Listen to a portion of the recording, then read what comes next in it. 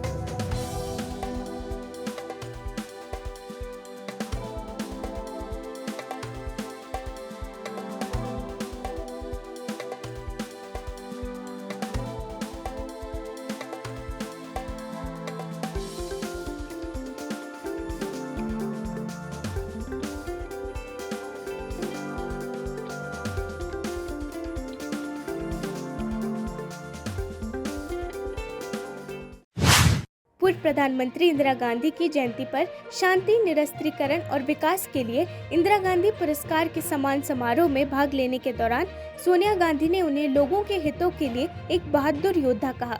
सोनिया गांधी ने कहा, चाहे उनका राजनीतिक करियर हो जहां उन्होंने रूढ़िवादिता को चुनौती दी, चाहे वो आत्मसम्मानित संप्रभु राज्यों को नापसंद करने वाले अंतर्राष्ट्रीय माहौल में भूख को हराने की लड़ाई हो, चाहे लोगों की आकांक्षाओं का सम्मान करने के लिए एक नए राष्ट्र के निर्माण में उनकी अद्वितीय भूमिका हो, वो लोगों के मुद्दों के बहादुर योद्धा थी।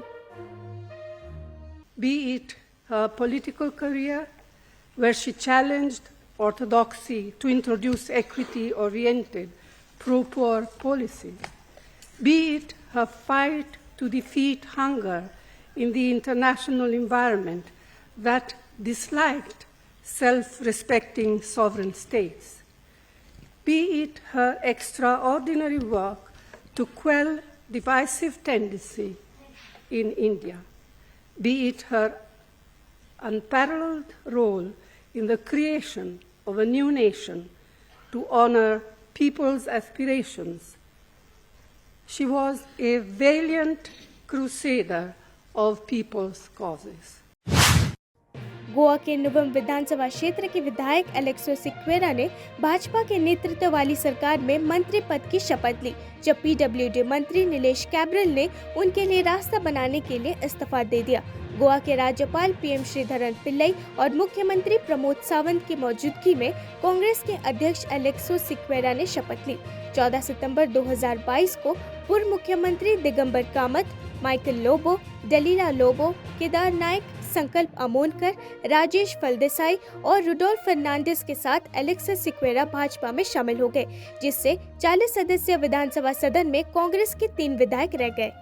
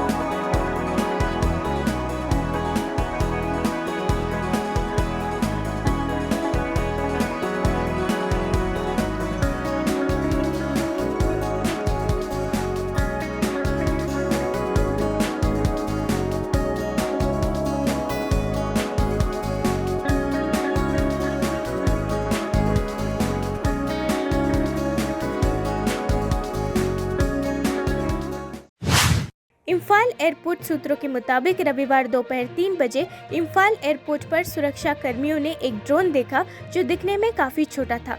आईएएफ की पूर्वी वायु कमान ने ट्वीट किया, हवाई अड्डे पर अन्य एजेंसियों को अलर्ट जारी किया गया था और सुरक्षा मंजूरी तक संचालन स्थगित कर दिया गया था। सुरक्षा मंजूरी के कारण 3 उड़ानें प्रभावित हुई। उड़ान संचालन शाम 5:30 पर फिर से शुरू हुआ। आईएएफ ने इम्फाल हवाई अड्डे से दृश्य इनपुट के आधार पर अपने वायु रक्षा प्रतिक्रिया तंत्र को सक्रिय किया। उसके बाद ये छोटी वस्तु नहीं देखी गई। ट्रेविस हेड का शानदार सेंचुरी पॉइंट ऑफ डिफरेंस साबित हुआ, क्योंकि 19 नवंबर को अहमदाबाद के नरेंद्र मोदी स्टेडियम में ऑस्ट्रेलिया ने भारत को 6 विकेट से हराकर अपना 6वां आईसीसी क्रिकेट वर्ल्ड कप खिताब जीता। ऑस्ट्रेलिया ने आधिकारिक तौर पर 1980, 1990, 2000, 2010 और 2020 के दशक में वर्ल्ड कप खिताब जीता है। भारत के लिए एक प्रमुख आईसीसी ट्रॉफी के लिए उनका 1 दशक पुराना इंतजार जारी है, क्योंकि सेमीफाइनल की बाधा पार करने के बाद वो फाइनल में हार गए हैं। वही बात करें तो हार के बाद फैंस में बेहद निराशा देखी गई। सबकी इतनी आशाएं थी कि हम जीते, लेकिन वो नहीं हुआ और बहुत ही हार्ट ब्रेकिंग और डिसअपॉइंटिंग मोमेंट है सबके लिए। क्या लग रहा था आपको, क्या कम स्कोर था या क्या लग रहा था? हाँ, टोटल तो काफ़ी कम था, कम से कम 300 प्लस तो बनाना ही चाहिए था ऐसे फाइनल मैच में, तो वो तो सबसे बड़ी वजह थी। और अब लक ने भी साथ नहीं दिया, पूरा स्टेडियम इंडियन फैन से भरा हुआ था, लेकिन वो भी हेल्प नहीं कर पाया। शुरू के 10 ओवर उन्हें मैच में लाया था, लेकिन हम वो कंटिन्यू नहीं कर पाए। डेफिनेटली प्लेयर्स को हमसे ज़्यादा बुरा लग रहा होगा। We are with them always. Disappointing तो डेफिनेटली था, बिकॉज उम्मीदें बहुत थी। India did dominate the world cup 2023 definitely, and बहुत सारी हिस्टोरिक माइलस्टोन्स भी अचीव हुए हैं। हमारे खास players Virat Kohli and Mohammed Shami, they done really well, but I think आज का दिन ऑस्ट्रेलिया के नाम था। उनकी बॉलिंग, उनकी fielding, batting, everything was brilliant, but still cheers for India always. Of course, we were winning all the matches and suddenly we lost the match in the finals. Of course, we played well, but I think we were short of around 70 to 80 runs. If we should have scored more than 300, I think we should have chased very well match. Also, we were not able to get the wickets in the only 3 wickets we got it. Of course, if we could have got out for Travis Head and we could have got out all the wickets, I think we should have won the match. But still, We have played very well in all the matches, and I wish best of luck. Pitch was slow. Yeah, I think we are bowling very well, but as you said, bowling unit was the field was very slow, and we were short of 70-80 runs. We should have scored around 300 to 310. We could have won very easily, but at the end, we were winning all the 10 matches, and wish them best of luck. And we'll win the match, inshallah. And Bharat Mata ki! Bharat Mata ki! Sir, I want to tell you one thing. This is not our day. Seriously, I'm telling, we are not lost any one matches. But this match we are lost. This is our bad day. It's okay. We are proud to be an Indian to not lost any one match in the World Cup series. No one has lost anything. Okay. Still we are Indian. Upcoming match we win cup and proud to be an Indian. It's okay. We are to be an Indian, proud to be an Indian. मुझे लगता है कि toss से फर्क पड़ता है. अगर toss India जीता होता तो उन्होंने पक्की बात है चेज करना प्रेफर किया होता. पहले वो फील्डिंग करते हैं बिकॉज चेज इंडिया ने आज तक हमेशा बेटर किया है एज कम्पेयर टू पहले बैटिंग से. बाकी कुछ हद तक फील्डिंग तो लूज है ही एज कम्पेयर टू ऑस्ट्रेलिया. बाकी उन्होंने मेहनत तो पूरी की है इंडिया ने, वो तो कहेंगे. भाई अगर टॉस में हम चेस करते तो आई थिंक बेटर पोजीशन होती. We would have defeated Australia in a better way. अगर आज हम सेकंड बैटिंग करते तो, और इंडिया को पहले बैटिंग करा के ऑस्ट्रेलिया को पहले बैटिंग करा के हम चेस करते स्कोर को. तो टॉस को थोड़ा लगता है मुझे कि टॉस इंडिया अगर जीत के पहले फील्डिंग लेता तो वो ज़्यादा बेटर होता. थोड़ा सा बुरा लगता है कई बार जब काफ़ी उम्मीदें होती है, काफ़ी प्रैक्टिस भी करी होती है, उसके बाद भी जब हार जाते हैं तो थोड़ा बुरा तो लगता है. बट स्पोर्ट्समैनशिप रखनी चाहिए. The motivation should be there कि नेक्स्ट टाइम और अच्छा खेलें. Very disappointing.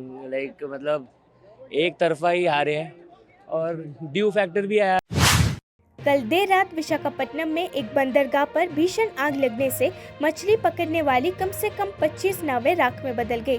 आग पर काबू पाने के लिए भारतीय नौसेना के एक जहाज को बुलाना पड़ा. कई दमकल गाड़ियों को आग बुझाने में मशक्कत करनी पड़ी. प्रत्येक नाव की कीमत लगभग 15 लाख रुपए है, जिससे घटना में अनुमानित नुकसान 4 से 5 करोड़ रुपए के बीच है. विशाखापट्टनम के पुलिस आयुक्त रविशंकर ने कहा कि आग देर रात तक मछली पकड़ने वाली नाव में लगी. उन्होंने कहा नाव को काट दिया गया और किनारे पर भेज दिया गया ताकि ये सुनिश्चित किया जा सके कि आग दूसरों तक न फैले, लेकिन हवाओं और पानी के प्रवाह ने इसे घाट पर वापस ला दिया. जल्द ही अन्य नावें भी जल रही थी. टीपीसीसी प्रमुख रेवंत रेड्डी अपने निर्वाचन क्षेत्रों में चुनाव प्रचार कर रहे हैं. आज भी रेवंत 4 निर्वाचन क्षेत्रों का दौरा करेंगे. रेवंत नरसापुर, परकला, खैरताबाद और नामपल्ली में सार्वजनिक बैठकों को संबोधित करेंगे. वो दोपहर 12 बजे नरसापुर, दोपहर 3 बजे परकला, शाम 6 बजे खैरताबाद और रात 8 बजे नामपल्ली में आयोजित रोड शो और बैठकों में भाग लेंगे. नरसापुर कांग्रेस उम्मीदवार अवुल्ला राजी रेड्डी के समर्थन में एक रोड शो आयोजित किया जाएगा. कांग्रेस प्रत्याशी अवुल्ला राजी रेड्डी ने आज विशाल जनसभा स्थल का निरीक्षण किया. नेताओं को ये सुनिश्चित करने की सलाह दी गई थी कि बैठक में आने वाले लोगों और कार्यकर्ताओं को किसी तरह की परेशानी ना हो.